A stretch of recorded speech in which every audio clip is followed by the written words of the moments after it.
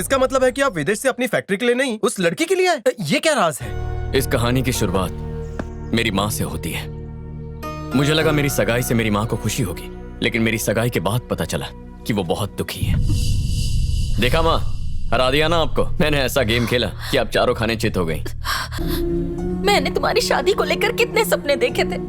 सोचा था अपनी पसंद की बहू लेकर आऊंगी। सोचा मेरी गलती तुम सुधार लोगे। आप क्या कह रही हैं? हुआ क्या है? मैंने तुमसे बहुत बड़ी बात छुपाई है, और वो ये कि मैं अनाथ हूँ। 6 साल की थी तभी माता पिता गुजर गए। बापू ने ही मुझे पाला पोसा है। उनके परिवार ने मुझे बहुत प्यार दिया। बेटा, ये सालों पुरानी बात है। मेरे और बापू के पिता अच्छे दोस्त थे। पिताजी के गुजरने के बाद बापू और उनके भाइयों ने मेरा ख्याल रखा। बापू के एक बचपन के दोस्त थे, उनका नाम था बल्ली ठाकुर। बल्ली ठाकुर की 4 बहनें थी। दोस्ती को रिश्तेदारी में बदलने के लिए मेरी शादी बल्ली ठाकुर से तय हुई और उनकी बहनों की शादी बापू और उनके भाइयों से तय हुई। मेरी पढ़ाई खत्म होते ही बल्ली के साथ मेरी शादी होने वाली थी। इस बीच बापू और उनके भाइयों की शादी हो चुकी थी, पर मुझे तुम्हारे पापा से प्यार हो गया था। मुझ में हिम्मत नहीं थी बापू को ये सच बताने की, इसलिए मैंने बल्ली को सब बता दिया। तुम ये क्या कह रहे हो? मैं ये शादी नहीं कर सकता। सारी तैयारियां हो चुकी हैं, सारे न्योते पड़ चुके हैं, तुम इनकार कैसे कर सकते हो? तुम्हारी बहनें और हम सब कितने खुश थे। कुंडली के मुताबिक हमारी शादी नहीं हो सकती। शादी नहीं हुई तो उसकी बदनामी होगी। वो मैं नहीं जानता, लेकिन मैं ये शादी नहीं कर सकता। माफ कीजिए। लेकिन बल्ली ने हमारी शादी कोर्ट में करवा के हमें गांव से बाहर भेज दिया। बल्ली ठाकुर के बहुत उपकार हैं हम पर। बापू को ये बात पता चल गई और बल्ली से रिश्ता तोड़ लिया। निकल यहाँ से। मेरी बहन को भगाकर उसकी शादी करवा दी। मैं कभी क्षमा नहीं करूंगा तुझे।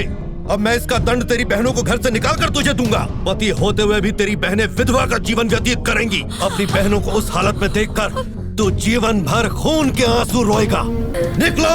उस वक्त बल्ली की बड़ी बहन पेट से थी। उन्होंने एक प्यारी सी बेटी को जन्म दिया। बापू बच्ची को घर लाना चाहते थे, पर बल्ली ने देने से इनकार कर दिया। बात अदालत तक चली गई। अदालत ने ये फैसला लिया कि बच्ची हमेशा के लिए माँ के पास रहेगी, पर उसके पिता महीने में एक बार उससे आकर मिल सकते हैं। उसी दिन के बाद मैंने एक फैसला लिया था कि तुम्हारी शादी मैं दिव्या से करवाऊंगी, ताकि जो गलती मैंने की है उसकी माफी मांग सकूं। तो इस बारे में मैंने बल्ली से बात की। सरस्वती, तुम्हारे इस फैसले से कुछ भी बदलने वाला नहीं है। तुम तो जानती ही हो, तुम्हारे लिए सबके दिलों में नफरत घर कर चुकी है। दिव्या को बहू बनाने का सपना छोड़ दो। मेरी वजह से दोनों की दोस्ती टूट गई। सोचा था ये रिश्ता करवा के अपना प्रायश्चित कर पाऊंगी, पर सब कुछ उल्टा हो गया। नहीं रो मत। इसमें तुम्हारी कोई गलती नहीं है माँ। तुम्हारी अधूरी ख्वाहिश को मैं पूरा करूंगा। माफ करना माँ। मैं पैसे कमाना तो सीख गया, पर रिश्ते बनाना नहीं सीख पाया। मैं अपने देश वापस जाऊंगा और उन लोगों का भरोसा जीतकर दिव्या को इस घर की बहू बनाकर रहूंगा। फिर मैंने दिव्या से जुड़ी जानकारी निकालने की कोशिश की। तब मुझे ग्रीन आर्मी के बारे में पता चला। फिर मैंने एक प्लान बनाया। खुद ग्रीन आर्मी को मेरी फैक्ट्री के खिलाफ भड़काकर फैक्ट्री को बंद करवाया और दिव्या से मिलने का बहाना ढूंढा। अब दिव्या का दिल जीतने के लिए उसके परिवार से मिलना होगा। रुको, तुम लोग कौन हो? आप लोग कौन है? मेरे भैया भूपेंद्र, नागेंद्र, देवेंद्र और ये धर्मेंद्र। जितेंद्र नहीं है? मरना है क्या? मैं कैसे मान लूं कि तुम दिव्या से सच्चा प्यार करते हो? आप कहें तो साबित करके दिखा दो। कैसे करोगे? जैसे आप चाहें। तुम्हें मार डालूं तो? कब और कहां? अगर किसी ने दिव्या पर आंख उठाई तो? बर्बाद कर दूंगा उसे। उसे खुश रखोगे? उसे पलकों पर बिठाऊंगा। दामाद जी, इतनी जल्दी मान गए? पहली बार देख के ही पसंद कर लिया था। जल्द ही तुम दोनों की शादी करवा दूंगा। सर, दरअसल दिव्या मुझसे थोड़ी सी नाराज है। मुझे आपसे बस कुछ दिनों की मोहलत चाहिए। मैं सब संभाल लूंगा। हेलो पापा। बेटी, मैंने तुम्हारे लिए एक अच्छा लड़का देखा है।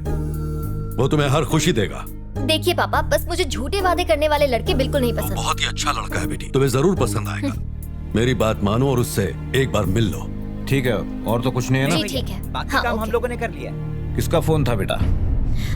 वो पापा ने मेरे लिए एक लड़का देखा है और वो कल मिलने के लिए आ रहा है। तो उसको मना कर दो। मैं तुम्हारे लिए उससे भी अच्छा लड़का मामा लाऊंगा। जी, पापा और आपके संबंध पहले ही बहुत खराब हैं। उन्हें और खराब मत कीजिए। मैं उस लड़के से मिल लूं तो ही अच्छा है।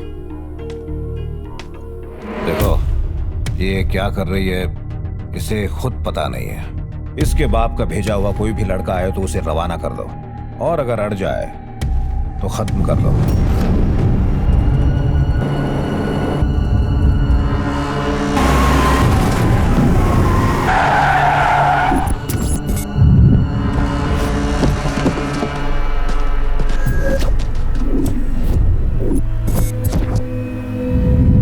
लगता है लड़का इसी गाड़ी में है। जाओ जाके खत्म कर दो इसे।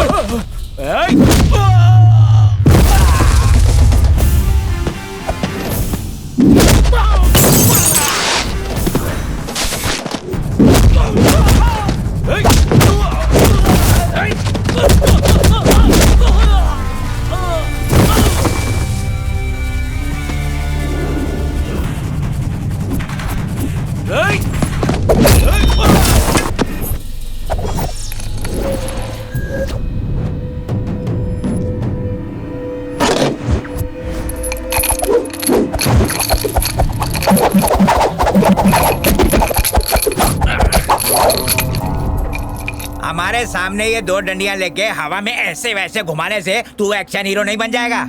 बहुत दिनों से इसका इस्तेमाल नहीं किया, कोई ढंग का मिला ही नहीं। क्यों ना तुम पे ट्राई करूं। डर तो नहीं जाओगे ना? इस खिलौने से कौन डरेगा? तो चल आजा, दो दो हाथ हो ही जाए। देखते हैं आज तुम्हारे ये हथियार जीतते हैं या मेरा ये खिलौना तुम्हारा नक्शा बिगाड़ देता है।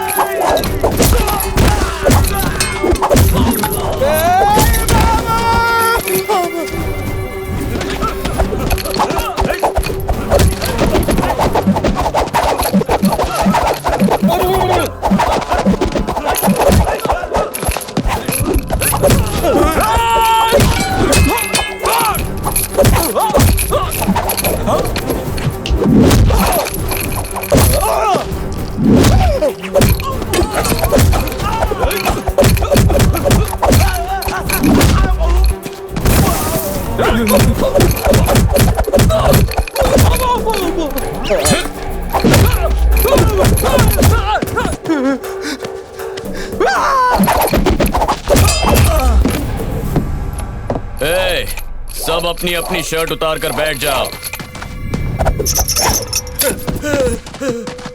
तो बच्चों, इस खिलौने से क्या सीखा?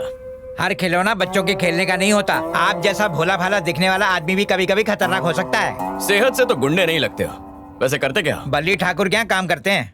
क्या मिलता है? 2 वक्त का खाना और 1000 रुपया रोज मिलता है? साल में एक बार। एक बात तो समझ में आ गई, तुम में से कोई भी ये काम करना नहीं चाहता, बस भूख की वजह से मजबूर हो। मैं तुम सबका बैंक अकाउंट खुलवाऊंगा और हर एक के खाते में 10 लाख डाल दूंगा। अपने परिवार की अच्छे से देखभाल करो और ईमानदारी का काम करो। आप महान हो। हम गुंडागर्दी नहीं करेंगे, आज से हम वही करेंगे जो आप कहेंगे।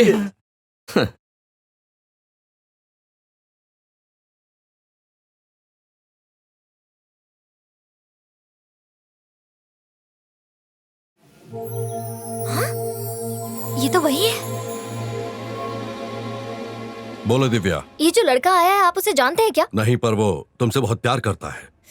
ओहो पापा, वो एक नाटक था। उस लड़के को मैं अच्छी तरह जानती हूँ। उसने बताया कि तुम उससे नाराज हो। पापा मैं आपसे कह सुनो, वो मुझे पहली नजर में ही पसंद आ गया था। तुम उसे थोड़ा समय तो दो, पसंद ना आए तो मना कर देना। हेलो हेलो,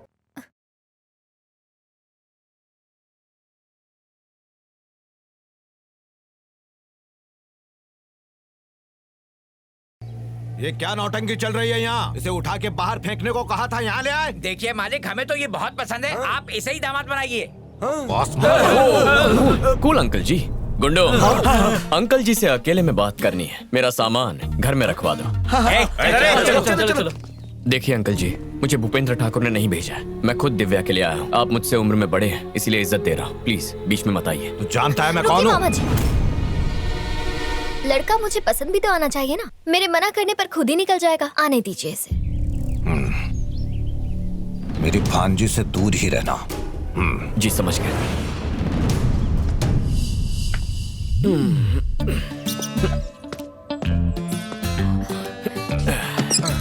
घर पे मेहमान आया है, स्वागत नहीं करेंगे?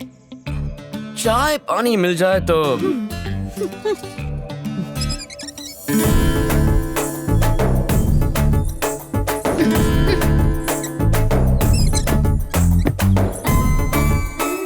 ग्रीन आर्मी, तुम्हारे पिताजी को तो इम्प्रेस कर चुका हूँ, कुछ दिनों में तुम्हें भी कर दूंगा। क्या कहती हो?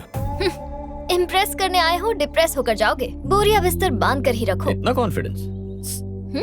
अभी तक नोटिस नहीं किया था, लेकिन तुम्हारा फिगर बड़ा कमाल का है। चलती हो तो लगता है बिजली गिरती है।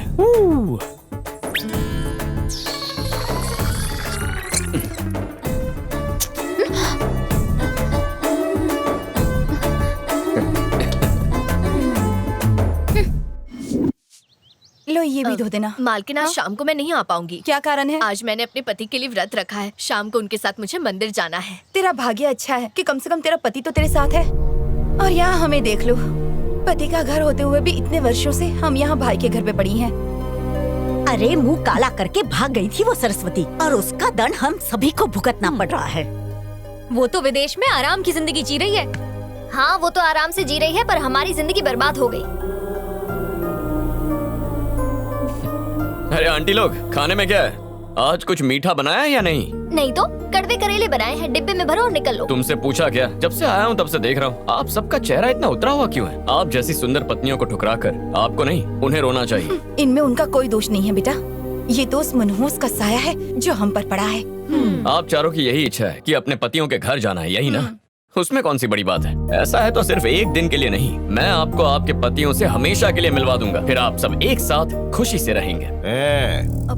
इस घर में मेहमान बन के आए हो, तरीके से रहो। हमारे घर के मामलों में दखल देने की तुम्हें कोई जरूरत नहीं, इसका ध्यान रहे। मैं समझ गया। आप सबको अपनी हक की खुशियां मिलेंगी, यह हक आपसे कोई नहीं छीन सकता। आपका सम्मान मैं लौटाऊंगा, मुझ पे विश्वास कीजिए। झूठे सपने मत दिखाओ। अगर वादा पूरा नहीं किया तो चला जाऊंगा। अपनी ये बात याद रखना, और नहीं कर पाए तो चुपचाप निकल जाना। आज तक ऐसा कोई वादा किया ही नहीं जिसे पूरा ना किया।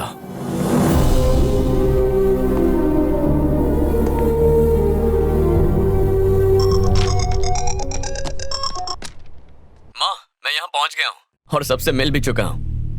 सही कहा था, सब दिल के अच्छे हैं। माँ नहीं, मैं बोल रहा हूँ। अरे पापा, वो फैक्ट्री में पता चल गया है। देखो, उन लोगों को मनाना इतना आसान नहीं है। घर वालों की नाराजगी तो मैं बहुत जल्द दूर कर दूंगा। अब मैं यहाँ आ गया हूँ ना, सब मुझ पे छोड़ दीजिए। बेटा, इतने साल हो गए, उस बापू ने तुम्हारे माँ से बात तक नहीं की है। वो अपना घमंड नहीं छोड़ेंगे। अच्छा, पर माँ ने तो उनके बारे में सिर्फ अच्छी बातें कही थी। छोड़िए ना पापा, अगर उन्होंने हमारे साथ रूखा व्यवहार किया है तो हम उनका दिल प्यार से जीतेंगे। इसलिए अब जैसा मैं कहता हूँ आप वैसा ही कीजिए। जाके खेत में काम करो। चल। हेलो, कैसे हो नागेंद्र? मुझे पहचाना? अबे तू है? मुझे फोन करने की हिम्मत कैसे की? फोन करने के लिए हिम्मत की जरूरत नहीं होती है, उंगलियों की होती है। भैंसे ऐसा बोलता है गेंडे? ये तेरे भाई को। भैया भैया भैया, वो लाइन पर है। कौन है? अरे वही जिसने फोन किया है। नाम तो बता। वो कुमार जो सरस्वती को भगा ले गया था। उसने क्यों फोन किया? अबे भगोड़े, मुझसे बचने के लिए 7 समंदर पार चला गया। आवाज नीचे। सबके दिन बदलते हैं, तेरा भी घमंड टूट जाएगा। तू क्या मेरे घमंड को तोड़ेगा? वैसे तेरी बेटी की शादी होगी नहीं, कोई आके उड़ा ले जाएगा। ओए, किसके अंदर हिम्मत ऐसा करने की? मेरे बेटे में, और किसमें? और अब तक मेरा बेटा तो वहाँ पहुँच भी गया होगा। तेरी आंखों के सामने वो उसे मंगलसूत्र पहनाएगा। रोक सकता है तो रोक ले, अभी समय है, नहीं तो पछताएगा तू। फिर ना तू इधर का रहेगा ना उधर का। ओए, उस समय तू मुझसे बच गया। अगर तेरे बेटे ने यहाँ आने की हिम्मत की तो उसके टुकड़े तेरे पास पार्सल करवा दूंगा। चल फट। ए सुनो। हाँ भैया। वो सरस्वती का बेटा यहाँ आया है, तुम्हें जिस पर भी शक हो उसके हाथ पैर बांधकर मेरे पास ले आओ। अभी लाता हूँ। क्या हुआ अंकल, इतना गुस्सा क्यों कर रहे हैं? अरे एक पुरानी बात है, तुम वो सब छोड़ो, चलो खाना खाते हैं। चलिए।